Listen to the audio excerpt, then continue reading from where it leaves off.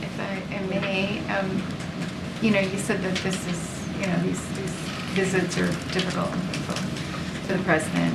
Are you planning to, after this latest shooting, is there any action that you're planning in terms of maybe bringing people together again, local officials? We've set the incident, the tragedy in Maine did cause Representative Golden to change his view on an assault weapons ban. Are you seeing any other lawmakers come forward that might have changed their view? And will there be any kind of a summit or gathering? There's a lot that you're asking in that question there, Andrea, and all very good questions.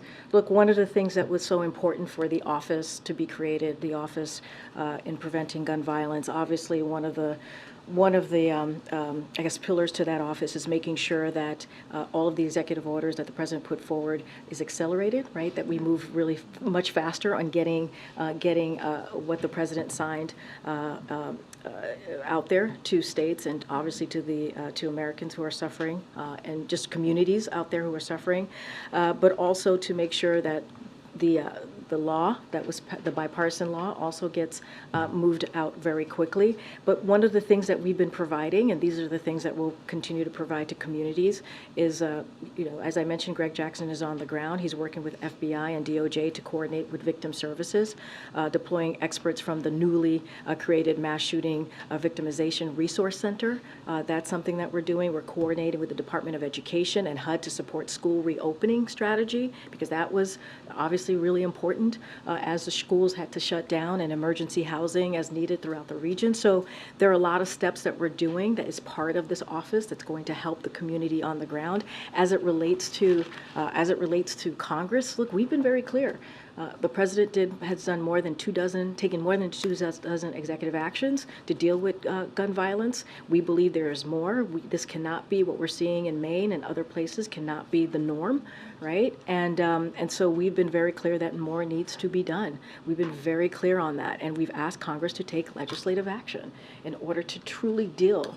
If they want to save lives, that's what they need to do. They need to pass an assault weapons ban, enact universal background checks, require safe storage of guns, and immunity from liability for gun manufacturers, and across the country we must strengthen the red flag laws, and that is something that we see the Department of Justice taking action and creating a model red flag legislation so that other states can move forward. So there's a lot of work to be done here, a lot of work, and it started here with the 2 dozen executive action. Obviously there was a bipartisan piece of legislation that's now law that the president signed last year. Now we need more legislation.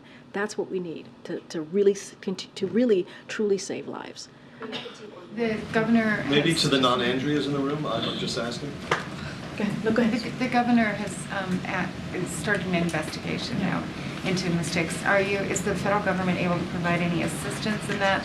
Are you troubled by the reports that we've heard that so many clues were missed? And there was a call this morning about $334 million going into community policing and things like mental health of police forces and things like that. Is there any funding that you're thinking about making available to help local law enforcement do better in terms of identifying potential shooters? So the commission to probe that the governor announced, we believe, of course, that the community needs answers. And so this is going to be something, obviously, that we support. And the president has told the governor, since the tragedy unfolded, that Maine has its full backing from the entire federal family, and will provide resources. And obviously, the Department of Justice and the FBI is on hand to assist in any way. And don't want to, they're still investigating, as you just mentioned. We're hearing things, but obviously law enforcement is still investigating. Don't want to get ahead of that.